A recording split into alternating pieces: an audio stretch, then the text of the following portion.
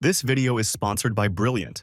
Before digital clocks and smartphone alarms, this little tin can alarm clock woke people up on time with nothing but springs and gears.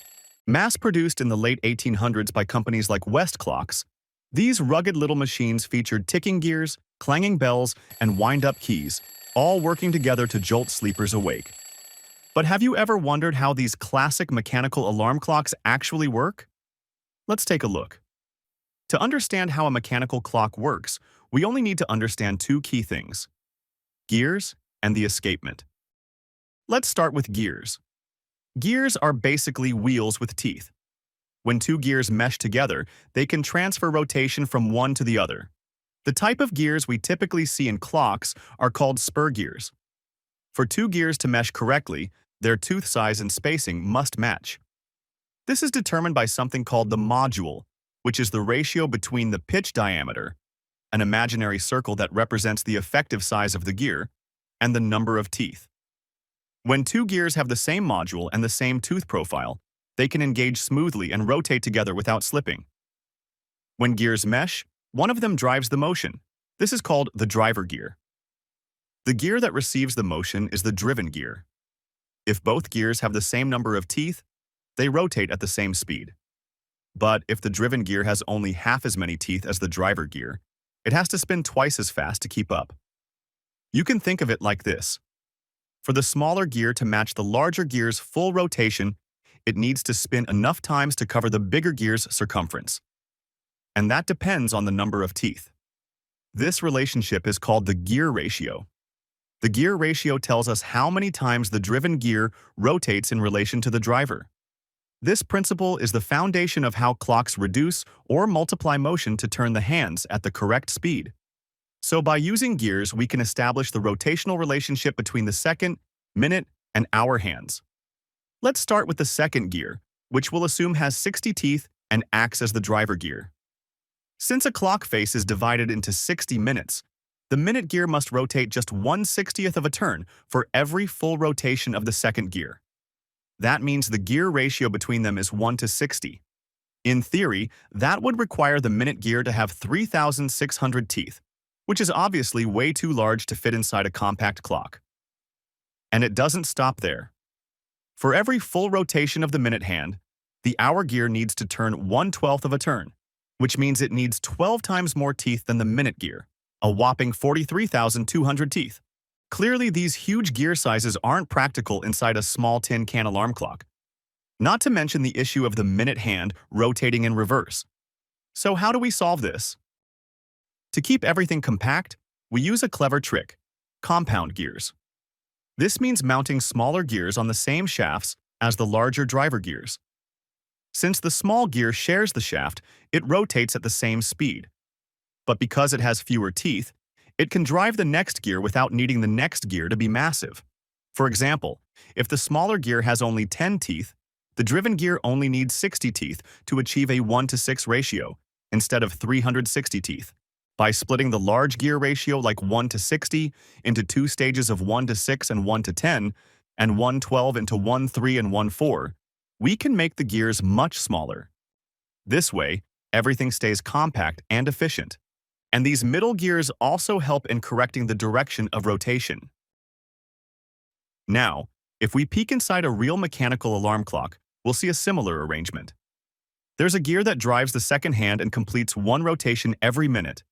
This is known as the fourth wheel in clock terminology. It's driven by the third wheel with a 6:1 ratio.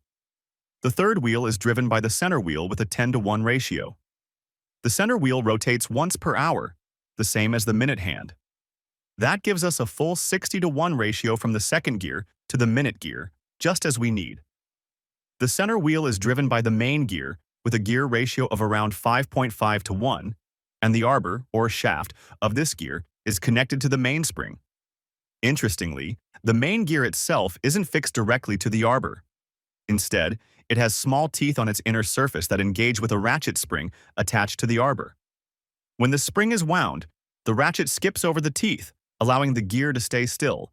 But when the spring starts to unwind, the ratchet grips the teeth and drives the main gear forward. If we wind the mainspring 6 full turns, and with the 5.5 gear ratio at the center wheel, We get about 33 hours worth of rotation at the second hand. However, if nothing regulates it, the spring would just release all that energy too quickly. So we need one last critical component, something to control the release of the gear train, allowing the second gear to move only once per second. This regulation of motion is handled by the escapement mechanism, which includes the balance wheel, balance spring, escapement lever, and escape wheel.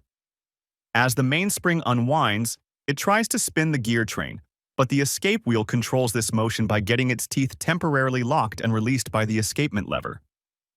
The balance wheel is at the heart of this process. When it receives an impulse, it oscillates back and forth, thanks to the restoring force of the balance spring. On its own, the wheel would eventually stop swinging due to friction. But what makes this oscillation remarkable is that, as long as the swing angle is small, each back and forth cycle takes the same amount of time, regardless of the amplitude. If it's swung farther, the spring pulls harder and speeds it up. If it swings less, the pull is gentler. But in both cases, the time remains nearly constant. This consistent timing is called the natural frequency or resonant frequency, and it's the same principle that governs how a pendulum keeps time on old grandfather clocks and wall-mounted clocks. In our balance wheel, each end of the shaft rests in a tiny plastic bearing that minimizes friction. As the wheel swings, a small impulse pin on it nudges the escapement lever, rocking it side to side. When the lever moves to one side, it briefly lets the escape wheel advance by one tooth before stopping it again with the other pallet. As the escape wheel moves, it delivers a tiny push to the impulse pin on the balance wheel, giving just enough energy to keep it swinging. The ticking sound you hear in a clock like this comes from the escape wheel being blocked by the two pins on the escape lever. The escape wheel and the fourth wheel have a gear ratio of 6.67, meaning the escape wheel must rotate 6.67 times per minute. This means that 100 teeth of the escape wheel must pass every minute. Since each back and forth oscillation of the balance wheel advances 2 teeth of the escape wheel, the balance wheel must oscillate 50 times per minute, which gives a period of 1.2 seconds per oscillation. To adjust the timing, the balance spring can be tightened or loosened using a small lever accessible from the back of the clock, ensuring accurate timekeeping. And right now, it is your learning time. If my visual animation helped you understand better, you'll love learning various topics through interactive animations with Brilliant, the sponsor of this video. Brilliant helps you get smarter every day with thousands of interactive lessons in math, science, programming, data analysis, and AI. As a visual learner myself, I'm fascinated by how Brilliant breaks down complex topics into visually engaging pieces, like how AI recognizes handwritten digits, how image filters work, or how large language models like ChatGPT understand what we write. Even math becomes more intuitive when you can see it and interact with it. And the best part? You don't need to set a daily reminder. Brilliant will automatically nudge you to explore something new every day, helping you build a strong and consistent learning habit. To try everything Brilliant has to offer for free for a full 30 days, visit brilliant.org/Quasar-Ed or scan the QR code on screen, or you can click on the link in the description. You'll also get 20% off an annual premium subscription. The minute hand is connected to a gear that is driven by a larger gear with a 3-to-1 ratio. This gear is in turn driven by the center wheel pinion, which has a flipped 1-to-3 gear ratio. The gear ratios cancel out, so the minute hand completes 1 revolution every hour, just like the center wheel. A small separator is placed over the minute hand gear before the hour hand gear. The hour hand gear is driven by an intermediary gear with a 1-to-4 ratio. As a result, from the center wheel to the hour hand, we have a 1-to-12 ratio, establishing the relationship between hours and minutes. The hour hand is mounted on a separate shaft that engages with the hour gear through keyways. This allows the hour gear to slide up and down, which is necessary for the alarm mechanism. To set the time, the shaft of the center wheel can be rotated directly, turning this pinion without needing to move the center wheel itself. Since the shaft and the center wheel are connected only by friction, and because the gear train's movement is restricted by the escape wheel, this friction can be overcome, allowing the shaft to directly drive the minutes and hour hand gears without disturbing the rest of the mechanism. Now, let's take a closer look at the alarm mechanism. At first glance, it resembles the escapement system we saw earlier, but this time it's connected to the hammer. The escape wheel, however, is slightly different. Its teeth are shaped like saw teeth, and it's known as the alarm ratchet wheel. As the ratchet wheel rotates, each tooth pushes the hammer lever to one side. The next tooth then strikes it from the opposite side, causing the hammer to swing back and forth rapidly. This back-and-forth action strikes the bells and creates the ringing sound. Driving this ratchet wheel is a pinion gear, which is connected to the large alarm spring gear.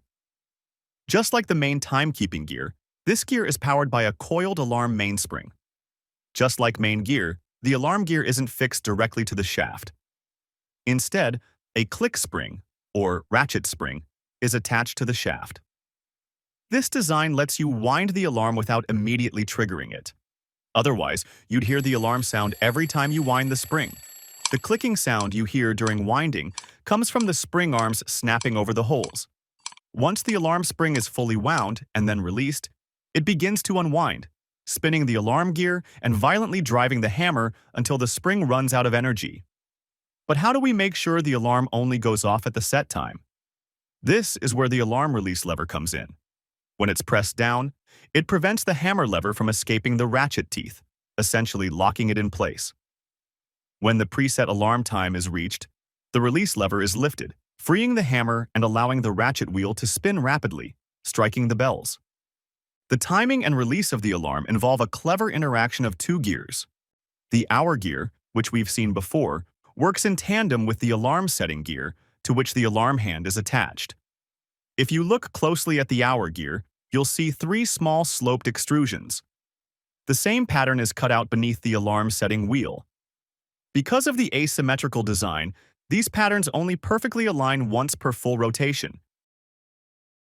The front plate of the clock holds the two gears tightly pressed together, sandwiching the alarm release lever in between. When the patterns aren't aligned, the release lever is held down, locking the hammer. But as the hour gear rotates, its pattern eventually lines up with the cutout on the alarm gear. At that moment, the hour gear can fall into the cutout, allowing the release lever to rise slightly. This frees the hammer, which begins to strike until the alignment passes and the hour gear presses the lever back down to stop the alarm. One important detail: the hour hand and alarm hand must also align when this pattern engages, so that the alarm triggers exactly at the desired time. To set the alarm, a small pinion gear is used to rotate the alarm setting gear. This pinion is directly connected to the alarm knob at the back of the clock. However, it only turns in one direction, thanks to a tiny internal ratchet. This restriction prevents you from accidentally turning the alarm gear while it is engaged by the hour gear and throwing off the current time. If you turn the knob the other way, the sloped patterns allow the alarm gear to slide over the hour gear and rotate independently. The same way the hour gear can be adjusted without affecting the alarm gear. The alarm can be disabled by turning this lever, which pushes the hammer to one side, preventing it from swinging. And now you know the entire inner workings of a classic tin can alarm clock, a true mechanical masterpiece. Even today, clocks with the same nostalgic look are still around. The difference? Inside, they often use a quartz movement, powered by a single AA battery that can last for months. Pretty impressive in its own right. But over 100 years ago, without batteries, wires, or electronics, this little metal alarm clock was an ingenious solution to a very human problem: waking up on time. It's a beautiful reminder that before apps and microchips, we relied on pure mechanical engineering, springs, gears, and clever design to bring precision and functionality to everyday life. If you enjoy learning how things work, please subscribe to my channel. Thank you for watching, and I'll see you in the next video.